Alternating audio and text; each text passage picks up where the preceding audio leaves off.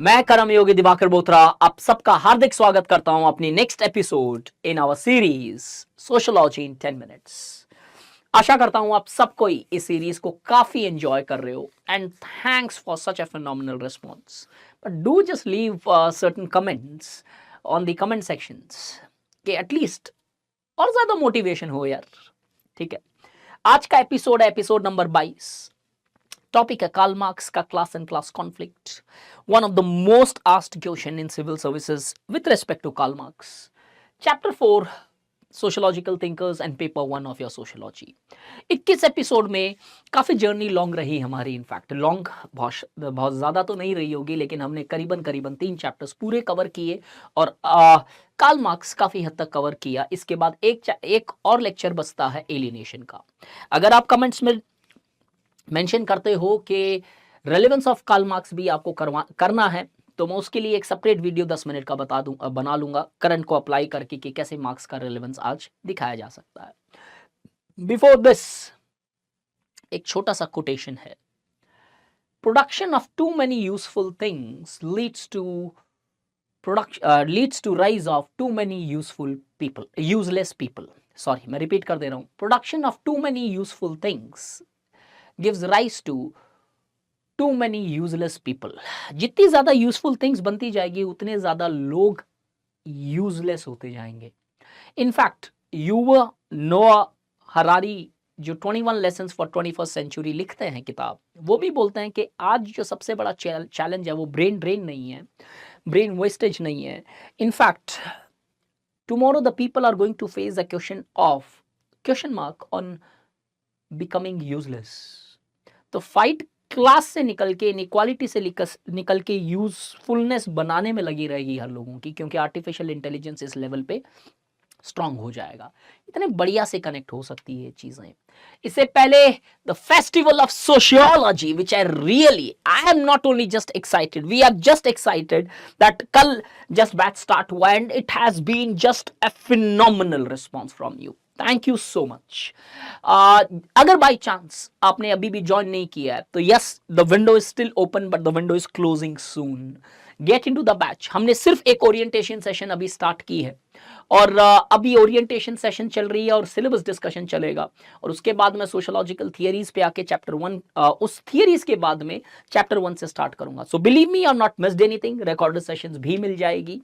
Get into this batch and really take your sociology to a next level. When I am saying this, अब मुझे शायद बोलने की जरूरत नहीं है, पिछले 21 एपिसोड में शायद मैंने आपको ये प्रूव करके भी छोड़ दिया है कि सोशोलॉजी किस तरीके से पढ़ी जानी चाहिए, किस तरीके से लोगों को पढ़ाना चाहिए और किस तरीके से शायद स्टूडेंट्स को सोचना चाहिए उस स्ट्रक्चर्ड मैनर के अंदर।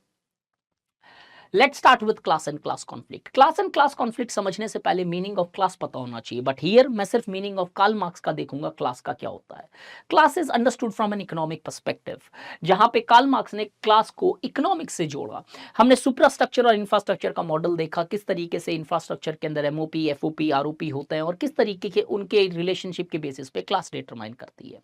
मार्क्स ने क्लास को दो लेवल पे समझा। एक होता है ऑब्जेक्टिव अंडरस्टैंडिंग ऑफ क्लास, जहां पे लोगों को पता रहता है कि उनकी रिलेशनशिप एफओपी से क्या है, that they are aware about the relationship with FOP, कि उन्हें पता है कि एफओपी पे वो ओनर है या वर्कर्स हैं। सब्जेक्टिव अंडरस्टैंडिंग ऑफ क्लास क्या होता है, that they are also aware about the exploitations and the conditions which are taking place in that particular class positions. अब ये मार्क्स बोलता है जब ये दोनों चीजें फुलफिल हो जाती है तब जाके कोई भी चीज क्लास बनती है। इसीलिए मार्क्स ने पूरी की पूरी theory till capitalistic modes of production में हैव और हैव नॉट्स का मेंशन किया है। Class in Marxian theory class till capitalistic modes of production only refers to haves. क्यों? हैव्स के अंदर ये भी होता है, हैव्स के अंदर ये भी होता है। दे आर कॉन्शियस के they are the controllers and they are also largely aware of the relationship with forces of productions.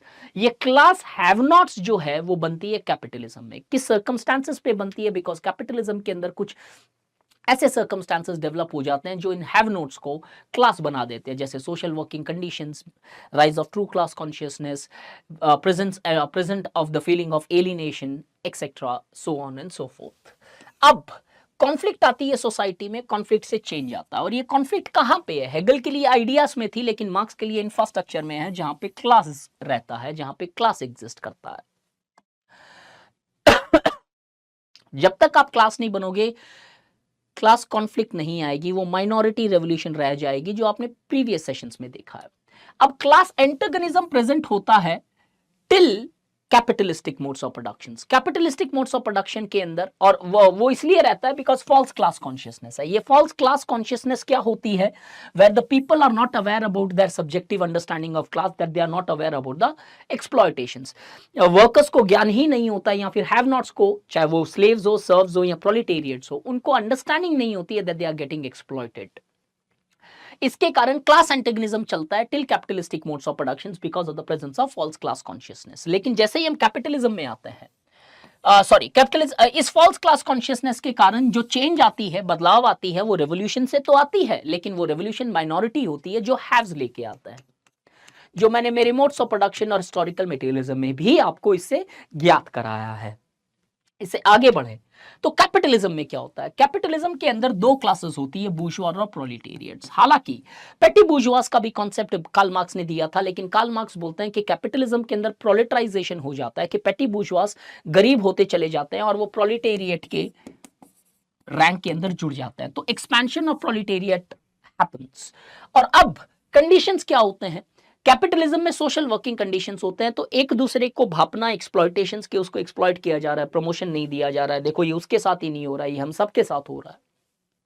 Alienation, the feeling of alienation where the work no more remains a play, in fact, which was prior to capitalism. ये क्यों आता है? Because of the domination of technology, not because of technology. अगले lecture में alienation भी देखते हैं। इन सब के कारण राइज ऑफ क्लास कॉन्शियसनेस होता है। एक तरफ प्रोलेटेरिएट एक्सपैंड हो गए, एक तरफ उन्हें ज्ञात हो गया उनकी एक्सप्लॉयटेशन का, तो वो क्लास बन जाते हैं। और इस क्लास कैसे बनते हैं? Because of this TCC. So the true class consciousness helps the proletariat to largely develop a subjective understanding of class, and by developing a subjective understanding of class they largely become a class. Once they become a class, they initiate, जब ये subjective understanding आ जाती है तो दोनों criteria fulfilled है, अब have nots भी class बन गए। जब ये क्लास बनते हैं उसके बाद में वो प्रोलेटेरिएट रेवोल्यूशन लेके आते हैं, मेजॉरिटी रेवोल्यूशन। और इस मेजॉरिटी रेवोल्यूशन के कारण वो कन्वर्ट हो जाते हैं क्लास फॉर इटसेल्फ में। यहां पे आता है एक बहुत बड़ा क्वेश्चन मार्क। कैसे? मेजॉरिटी स्टूडेंट्स नहीं समझ पाते हैं कि टीसीसी और सीएफआई के बीच में क्या डिफरेंस है, that is true class consciousness और क्लास फॉर इटसेल्फ में क्या डिफरेंसेस है। The difference is that true class consciousness के अंदर the workers are yet to take action, they have only become class.